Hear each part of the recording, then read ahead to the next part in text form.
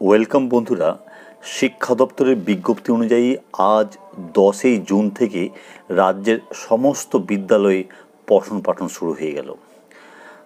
আমার এই ভিডিওতে যে সমস্ত মাস্টারমশাইরা বা দিদিমণিরা দেখছেন, অবশ্যই আপনারা কমেন্ট বক্সে কমেন্ট করবেন যে আপনাদের বিদ্যালয়ে আজ উপস্থিতির হার কেমন ছিল, তার সঙ্গে সঙ্গে গরমটাও কেমন ছিল। আমাদের বিদ্যালয়ে উপস্থিতির হার বলতে গেলে 5 থেকে 10% স্টুডেন্ট। গরমটা যথেষ্ট ছিল আজ, এবং এই টেম্পারেচারটা চলবে বেশ কিছুদিন ধরে। এর মাঝেই পুনরায় বিদ্যালয় বন্ধ করার একটি তোড়জোড় শুরু হয়েছে। হ্যাঁ বন্ধুরা, কী সেই খবর অবশ্যই আমি জানাবো আপনাদের, কিন্তু তার আগে বলি যে পূর্ব বর্ধমান ও পশ্চিম বর্ধমানে একটি বিজ্ঞপ্তি দিয়ে জানানো হয়েছে যে আগামীকাল 11ই জুন থেকে 22শে জুন পর্যন্ত প্রাথমিক বিদ্যালয়গুলিতে মর্নিংয়ে পঠন পাঠন হবে সকাল 6:30 থেকে 11:30। হ্যাঁ বন্ধুরা, যদিও এই বিজ্ঞপ্তিটা আরও কয়েকটি ডিস্ট্রিক্টে অলরেডি দিয়ে দেওয়া হয়েছে, এক কথায় বলতে পারি যে আমরা প্রাথমিক বিদ্যালয়গুলিতে মর্নিংয়ে কিন্তু পঠন পাঠন শুরু হচ্ছে আগামীকাল থেকেই। অন্যদিকে মাধ্যমিক ও উচ্চ মাধ্যমিক বিদ্যালয়ে মর্নিং হবে কিনা এই নিয়ে কিন্তু শিক্ষা দপ্তর কিছুই জানায়নি। আর এরই মধ্যে বিদ্যালয় পুনরায় ছুটি দেওয়ার জন্য একটি তোড়জোড় শুরু হয়েছে। হ্যাঁ বন্ধুরা, কী সেই খবর দেখুন, দেখাচ্ছি খবরটি। এটি মূলত একটি ডিস্ট্রিক্টেরই আর্জি, বাঁকুড়ার স্কুল ছুটি বাড়ানোর আর্জি।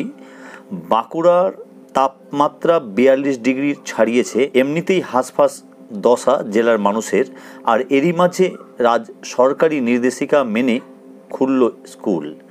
প্রতিটি স্কুলেই পড়ুয়ার উপস্থিতির হার হাতে গোনা। যারা স্কুলে এসেছে তারাও অনেকে অসুস্থ হয়ে পড়েছে বলে খবর। পরিস্থিতি পর্যালোচনা করে ক্রমশ জোরালো হচ্ছে মর্নিং স্কুলের দাবি।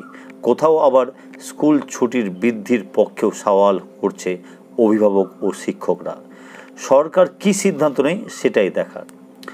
বন্ধুরা, দীর্ঘদিন বিদ্যালয় বন্ধ থাকার পর সবাইমাত্র পঠন পাঠন স্বাভাবিক হতে যাচ্ছে, আর এরই মাঝেই যদি পুনরায় বিদ্যালয় বন্ধ করে দেওয়া হয় তাহলে ছাত্রছাত্রীদের যে পড়াশোনার কত বড় ক্ষতি হবে সেটা মনে হয় অনেকেই উপলব্ধি করতে পারছেন।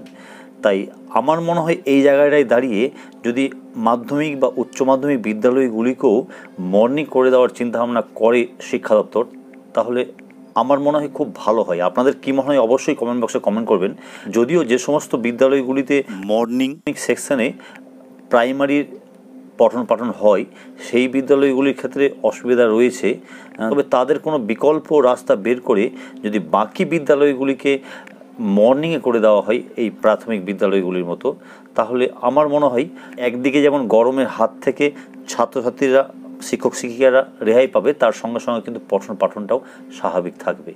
তাই এই বিষয়ে আপনাদের কি অভিমত অবশ্যই কমেন্ট বক্সে কমেন্ট করুন, আর এই ভিডিওটিকে যতটা পারুন শেয়ার করুন, যাতে শিক্ষা দপ্তর পর্যন্ত এই বার্তাটি যায় যে বিদ্যালয় পুনরায় বন্ধ না করে মর্নিংয়ের কথাও চিন্তাভাবনা করা যেতে পারে। তাহলে আজকের ভিডিও এখানেই শেষ করলাম। তো তখন যেন সকলে ভালো থাকুন ও সুস্থ থাকুন। ধন্যবাদ।